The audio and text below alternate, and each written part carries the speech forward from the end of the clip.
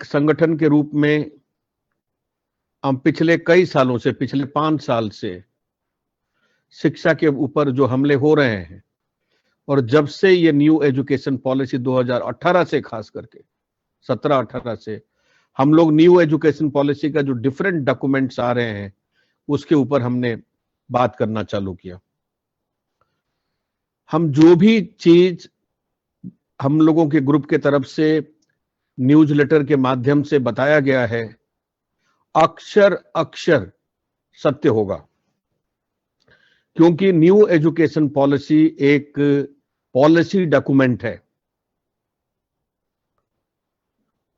और policy document का आप ये कहेंगे कि मैं 15% एक्सेप्ट कर लूंगा और बाकी 85% एक्सेप्ट नहीं करूंगा, ऐसे नहीं हो सकता है। और आपको पता है कि केंद्र सरकार काफी सीरियस तरीके से इस नीति को इंप्लीमेंट करना चाहती है। वो cost reduction in higher education उनका नंबर 1 फोकस है। और डिजिटल प्लेटफॉर्म में स्वयं और मूक्स और ऐसे डिजिटल प्लेटफॉर्म में जो पढ़ना चाहते हैं उनको ढकेलना चाहती है। और दूसरे और जो उच्च शिक्षा के लिए जिनके पास धन है, वो लोग निजी संस्थाओं में जाकर के पढ़ने का, क्लासरूम में बैठने का उनका उनको वो लाभ मिल सकता है जिनके पास धन है। यूनिवर्सिटी और कॉलेजेस को अलग करने का और हर कॉलेज और यूनिवर्सिटी में एक गवर्निंग बॉडी बीओजी बनेगा, ये सारी बातें हम लोग पहले से लिखे हुए हैं। न्यू एजुकेशन पॉलिसी में कोई परमानेंट फैकल्टी का कोई एक बार भी जिक्र नहीं है। न्यू एजुकेशन पॉलिसी में रिजर्वेशन का एक जगह पर भी जिक्र नहीं है। और न्यू एजुकेशन पॉलिसी में एकेडमिक बैंक ऑफ क्रेडिट्स के माध्यम से एक संस्था में नहीं बल्कि वो स्टूडेंट कई संस्थाओं से अपना क्रेडिट संग्रह कर सकता है और उसका सीधा असर हर यूनिवर्सिटी के ऊपर पड़ेगा, क्योंकि वो एक फ्लक्चुएटिंग वर्कलोड के ओर हम लोग बढ़ रहे हैं। ये बातें हम लोग लगातार बोलते आ रहे हैं। दुर्भाग्य है कि हम लोगों का बातों को लोगों ने नहीं समझ पाया, लेकिन अभी जैसे जैसे देखिए, इस बार लेट एडमिशंस, ये कोई एक्सीडेंटल लेट एडमिशंस नहीं था। ये एक संयोजित तरीके से लेट एडमिशन कराया गया ताकि प्राइवेट इन संस्थानों का जो सीट है वो एक सेक्शन नहीं 5 सेक्शन चले। और नतीजा क्या हुआ? हम बार बार स्पेशल ड्राइव में चलते गए, लेकिन हमारे पास स्टूडेंट्स पर्याप्त नहीं आए। यह हकीकत है। कई कॉलेजेस में, साइंसेस में, सोशल साइंसेस में, खास करके कई कॉलेजेस में कॉमर्स जैसे सब्जेक्ट्स में भी जितने स्टूडेंट्स आने चाहिए थे वो स्टूडेंट्स नहीं है। अगर हम नहीं एक खतरे की घंटी के रूप में नहीं देखना चाहते हैं तो ये हमारी कमी होगी और हमारी कमी है। दूसरा, मैं आपको बताना चाहता हूं, अगले सत्र में जब हम कंबाइंड एंट्रेंस टेस्ट हर यूनिवर्सिटी का एक होगा, उसका असर और उसका जो परिणाम होगा एडमिशंस के ऊपर भयावह होने वाला है और एडमिशंस और फॉल करेंगे। अभी सभी ने बताया, देवनंदन जी ने बताया, सीमा जी ने और राजपाल जी ने उसका विरोध भी किया था, हमारे एकेडमिक काउंसिल मेंबर्स ने भी विरोध किया था। एडीके की 194 क्रेडिट्स की बात की जा रही थी, उसका भी हमने विरोध किया था, क्योंकि हम चाहते थे कि हमारा जो करिकुलम है वो अच्छा मजबूत प्लेटफॉर्म पर खड़े हो।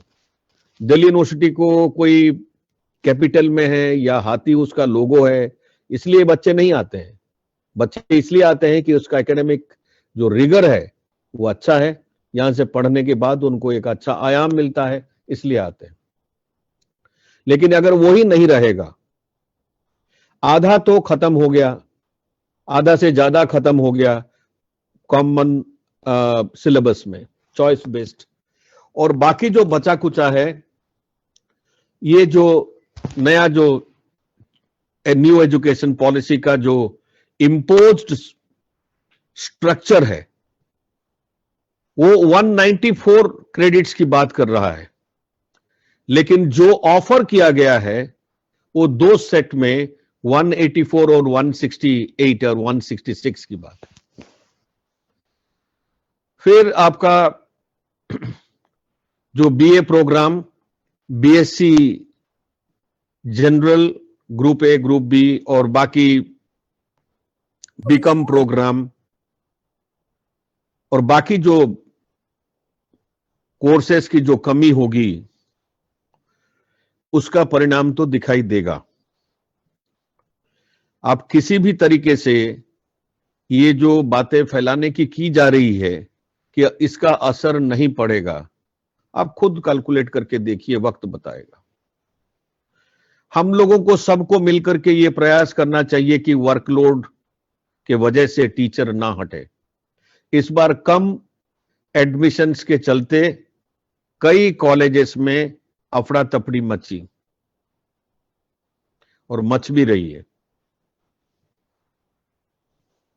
और इसका सीधा सीधा असर अगर कुछ लोग सोचते हैं, मैं बार बार कहना चाहता हूं कि खाली एडहॉक टीचर्स के ऊपर पड़ेगा, हम लोग गलत हैं। ये सभी टीचर्स के ऊपर पड़ेगा।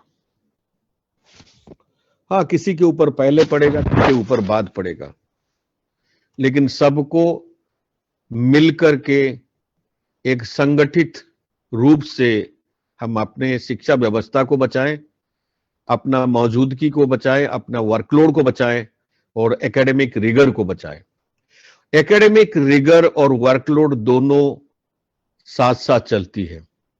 कोई ये ना समझे कि टीचर आज अपना वर्कलोड के लिए आंदोलित है।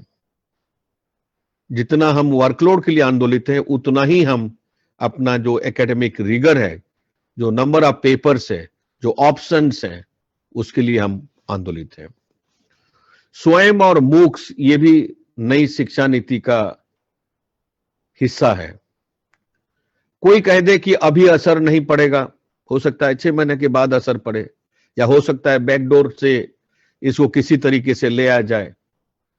क्यों? स्वयं और मूक्स जो प्लेटफॉर्म बनी हुई है, जिसमें रिकॉर्डिंग दनादन चल रही है, उसमें कौन जाएगा फिर? और ये तो नई शिक्षा नीति का हिस्सा है। तो इन सभी सवालों के ऊपर क्लैरिटी चाहिए ना। क्लैरिटी डॉक्यूमेंट में तो कंप्लीट क्लैरिटी है, हम एक दूसरे को बताने में हम क्लैरिटी नहीं रख रहे हैं, ये हमारी कमी है। अगर कोई भी आदमी डॉक्यूमेंट को पढ़ता है तो इन सारी बातें उसमें साफ शब्दों में लिखी हुई है। बहुत सारे समय तो we have to save our workload, we have to save the rigor of the academics in higher education, and at the same time protect our own colleagues. Academic जो absorption है और जो वित्तीय संकट आज 12 कॉलेजेस के ऊपर है, कल सभी कॉलेजेस के ऊपर है।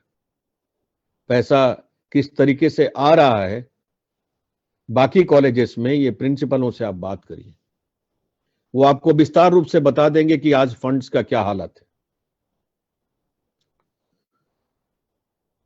तो इस सब का सच्चाई को सामने रखते हुए हम सभी इस दिशा में काम करें कि कैसे शिक्षा और शिक्षक दोनों को बचाया जा सके।